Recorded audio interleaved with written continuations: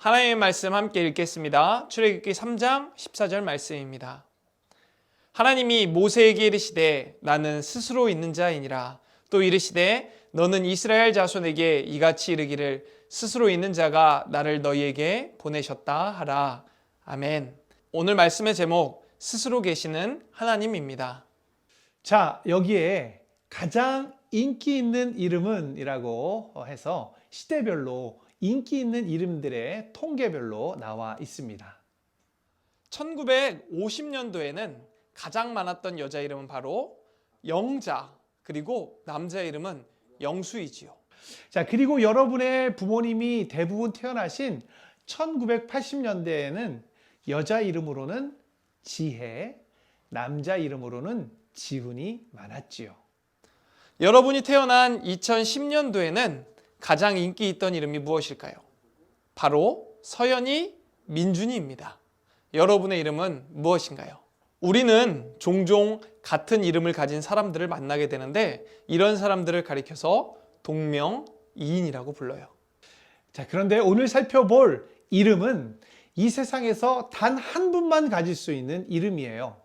과연 그 이름은 무엇인지 우리 말씀 속으로 쏙 들어가 볼까요? 호렙산에서 한 사람이 양을 치고 있었어요. 저 사람이 바로 모세예요. 모세는 이스라엘 사람이었지만 애굽에서 태어났어요. 당시 애굽 왕 바로는 애굽에 있는 이스라엘 백성들의 힘이 커지는 것을 막기 위해서 그들을 노예로 부렸어요. 그리고 그들의 수가 늘어나지 못하도록 남자아이가 태어나면 모조리 죽이라고 명령했어요. 이러한 상황에서 모세가 태어났어요. 모세의 어머니 요게벳은 모세가 태어난 지 석 달 만에 그를 갈대 상자에 넣어서 나일강과 갈대 사이에 두었어요. 그때 애굽 왕 바로의 공주가 그 갈대 상자를 발견하고 모세를 자신의 아들로 삼았기 때문에 모세는 애굽 왕자로 자랐어요. 그런데 어느 날 40세가 된 모세에게 사건이 일어났어요. 바로 이스라엘 백성을 몹시 괴롭히던 애굽 사람을 모세가 죽이고 만 거예요. 모세는 이 일로 바로를 피해서 미디안으로 도망갔고 그곳에서 결혼해서 양을 치면서 사는 삶을 살게 되었습니다. 그런데 여느 때와 같이 양을 치던 어느 날 모세 앞에 믿을 수 없는 광경이 펼쳐졌어요. 한 떨기나무에 불이 붙었는데 다가가서 보니까 그 나무는 전혀 타고 있지 않았어요. 모세가 떨기나무 가까이로 다가서니까 떨기나무 가운데서 누군가의 목소리가 들려왔어요. 모세야, 모세야. 바로 하나님의 목소리였어요. 하나님께서는 모세에게 가까이 오지 말고 거룩한 땅에서 신을 벗으라 하고 명령하셨어요. 모세는 두려워하며 신을 벗고 하나님 앞에 엎드렸지요. 하나님께서 모세에게 말씀하셨어요. 내가 애굽에 있는 나의 백성의 고통과 부르짖음을 들었다. 이제 그들을 애굽의 손에서 건져 젖과 꿀이 흐르는 땅으로 데려가겠다. 내가 너를 바로에게 보내 내 백성 이스라엘 자손을 애굽에서 인도할 것이다. 하나님의 말씀을 들은 모세는 두려워했어요. 그리고 거절했어요. 하나님, 제가 무엇이기에 이스라엘 백성들을 애굽에서 인도해 내겠습니까? 저는 할 수 없습니다. 이렇게 말했어요.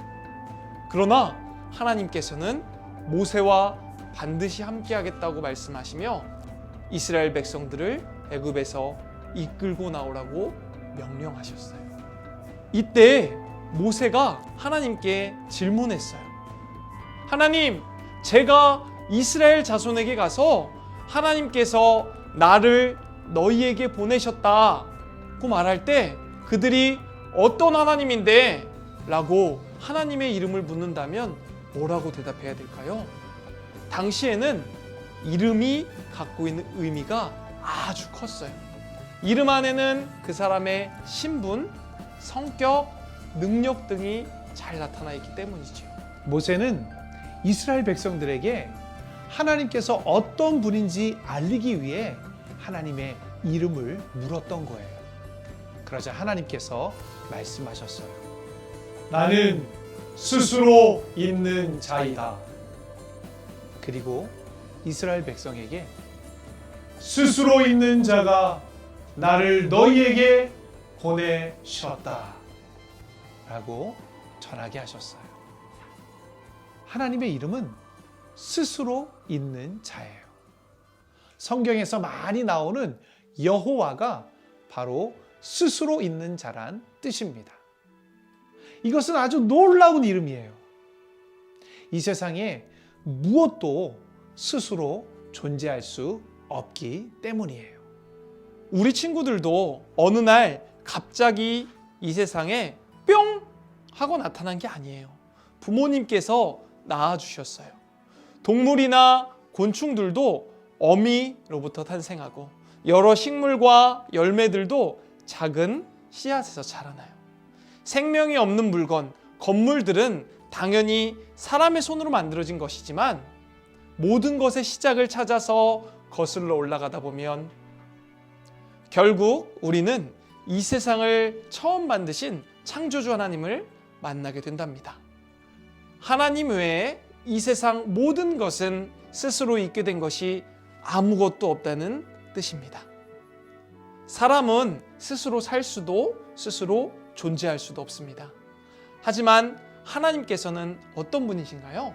하나님께서는 모세에게 자신을 스스로 있는 자라고 소개하셨어요. 하나님께서는 살아가는데 필요한 것도 또 어떠한 도움도 필요 없는 분이라는 뜻이에요.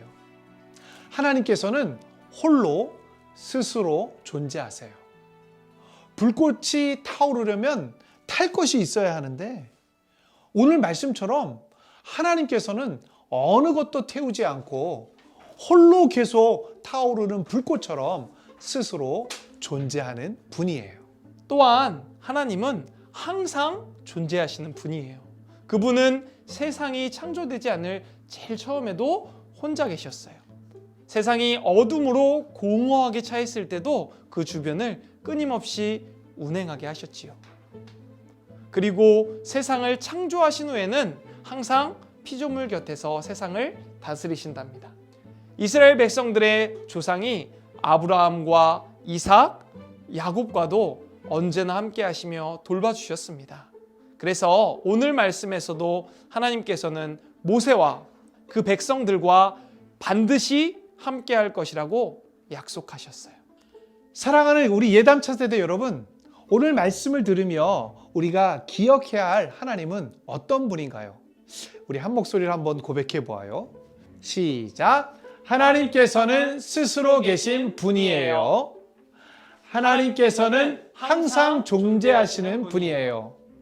하나님께서는 온 세상을 다스리는 분이에요.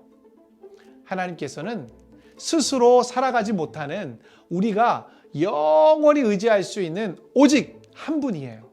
아멘. 또 오늘 모세에게 약속하신 것처럼 우리와도 반드시 함께 하겠다고 약속해 주시는 분이에요. 세상 만물을 다스리는 분이 지금도 우리와 함께 하세요.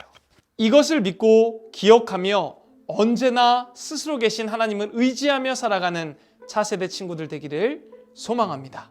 기도하겠습니다. 하나님 감사합니다. 우리에게 스스로 계신 하나님, 언제나 존재하신 하나님을 알려주신 하나님께 감사드립니다. 하나님이 언제나 우리와 함께 계심을 믿고 두려움에 떨지 않으며 하나님을 의지하며 살아갈 수 있는 우리 예담 차세대 친구들 되게 하여 주시옵소서. 하나님을 더 사랑하게 하시고 하나님과 더 함께 있으며 하나님을 의지하며 살아갈 수 있는 우리 친구들 되게 하여 주시옵소서. 오늘 한 주도 2021년 한 해도 주님 지켜 주시옵소서. 감사드리며 예수님의 이름으로 기도합니다. 아멘.